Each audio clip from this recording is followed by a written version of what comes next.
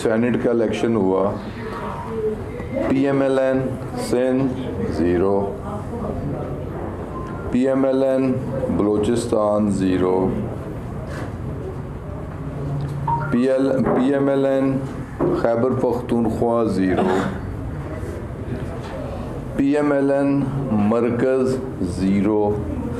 ज़िल्लत मेज़ शिकस्त का सामना करना पड़ा इन सेनेट के इंतखाबात में PMLN को। तो अब तो उन्हें होश आ जानी चाहिए कि जो उनका मुल्क दुश्मन बयानिया है ये आगे नहीं चलेगा। पब्लिक में ऐसे ज़ीराई लोग नहीं इसे बख्शेंगे। अगर आप पाकिस्तान के इदारों के ख़िलाफ़ बात करेंगे तो लोग आपका साथ नहीं देंगे।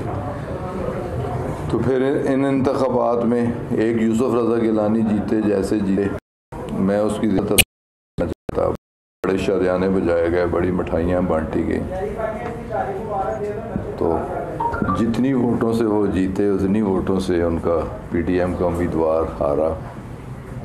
अब उस इलेक्शन को भी, हर इलेक्शन को जो हारते हैं उसे, जो जीतते हैं जहाँ पे वो ठीक होता है, जहाँ हारते हैं उसे कंट्रोवर्शियल बनाने की कोशिश करते हैं। तो इस सोच को भी हम कंडेम करते हैं।